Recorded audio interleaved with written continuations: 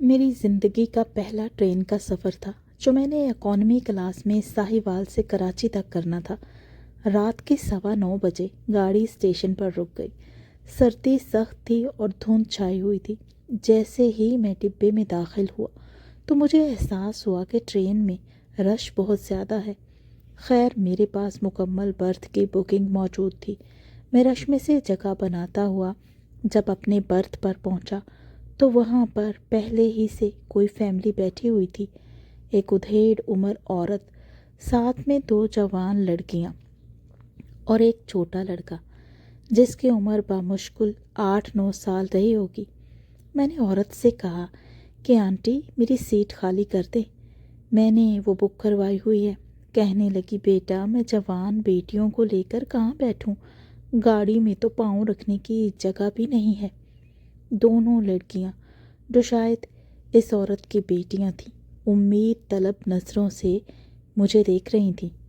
میرے دل میں ہمیشہ کی طرح رحم آ گیا اور میں ان کے چھوٹے بھائی کے ساتھ سمٹ کر بیٹھ گیا۔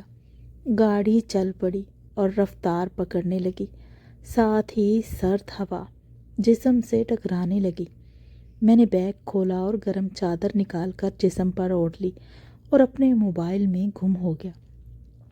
مجھے بار بار ایسا محسوس ہو رہا تھا ایک لڑکی میرے چہرے کو بار بار دیکھ رہی تھی، لیکن میری ہمت نہیں ہو رہی تھی کہ گردن موڑ کر اس کی طرف دیکھوں۔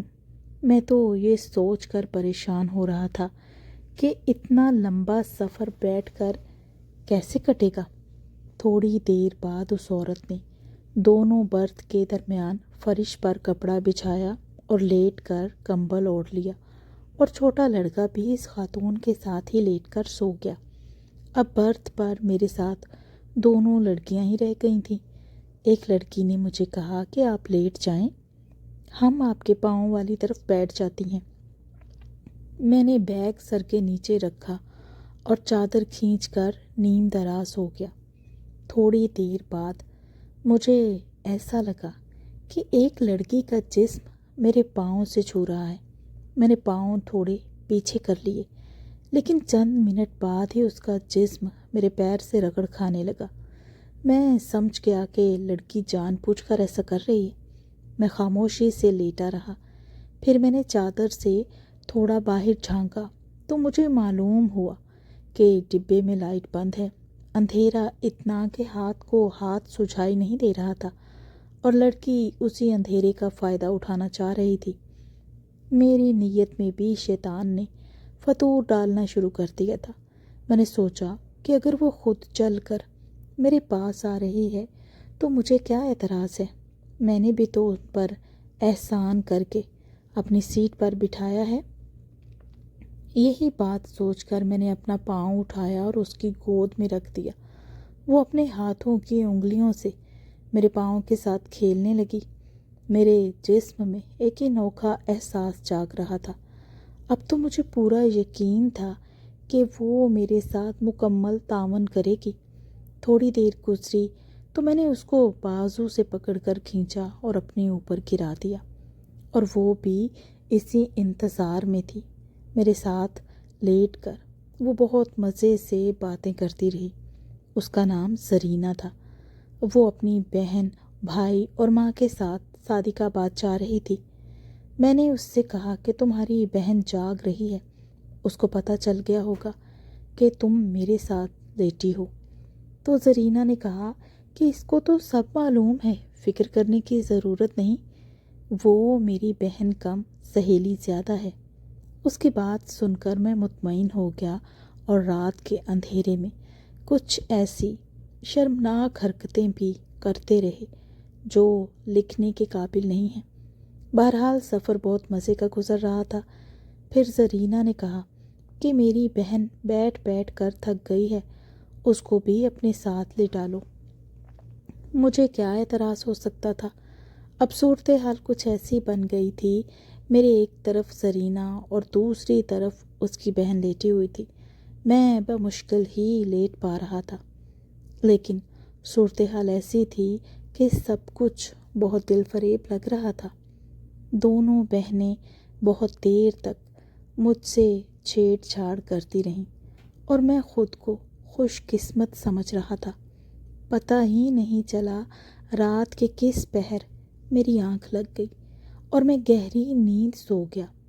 خواب میں بھی دونوں بہنیں میرے ساتھ شرارتیں کرتی رہیں، کبھی میری پینٹ کی جیب میں ہاتھ ڈال دیتی اور کبھی مجھے چٹکیاں کاٹنے لگتی۔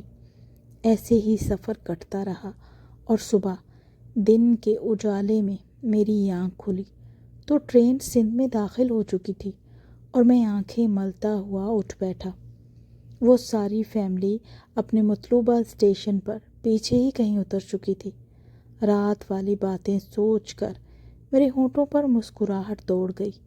مجھے زرینہ اور اس کی بہن یاد آ گئیں جنہوں نے میرے سفر کو خوشگوار بنا ڈالا تھا۔ میں نے ٹائم دیکھنے کے لیے جیب میں ہاتھ ڈال کر موبائل باہر نکالنا چاہا تو میری جیب خالی تھی۔ میں نے جلدی سے دوسری جیب میں ہاتھ ڈالا تو وہ بھی خالی، میرا منہ چڑھا رہی تھی۔ میں جلدی سے اٹھ کر بیٹھ گیا اور اپنی چادر اٹھا کر دیکھی تو بھی میرا موبائل موجود نہیں تھا۔ سیٹ کے اوپر، نیچے، بیگ کی جیب میں، ہر جگہ دیکھ لیا لیکن موبائل نہیں ملا۔ مجھے چھوٹا سا ہارٹ اٹیک آنے لگا کیونکہ میرا موبائل 40,000 کا تھا جو میں نے مشکلوں سے پیسے جمع کر کے خریدا تھا۔ پینٹ کی پچھلی جیب میں ہاتھ ڈالا تو بٹوا غائب تھا۔ دماغ کا فیوز ہی اڑ گیا۔ پہلے موبائل اور اب بٹوا، دونوں غائب تھے۔ ہر جگہ پاگلوں کی طرح تلاش کرنے کے باوجود بھی کچھ نہیں ملا۔ بٹوے میں میرے 18,000 روپے، شناختی کارڈ، ATM کارڈ اور دیگر ضروری کاغذات تھے۔ اچانک میرے ذہن میں زرینہ آ گئی جو بار بار میری پینٹ کی جیب میں ہاتھ ڈالتی تھی اور میں اس کی ادا پر قربان ہو رہا تھا۔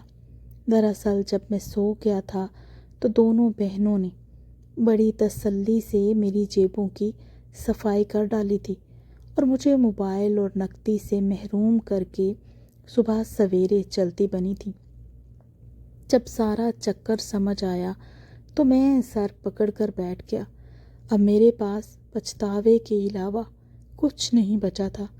میں نے کسی سے فون مانگ کر اپنے دوست کو صرف اتنا بتایا کہ سوتے ہوئے میرا موبائل اور بٹوا چوری ہو گیا ہے، اس لیے مجھے اسٹیشن پر لینے آؤ تو ساتھ کچھ پیسے لیتے آنا۔ اس کے بعد باقی کا سفر میں نے فقیروں کی طرح گزارا۔ جیب میں پیسہ تھا نہ کھانے کو کچھ پاس تھا۔ شام کو جب میں کراچی ریلوے اسٹیشن پر اترا تو بہت بڑا سبق سیکھ چکا تھا۔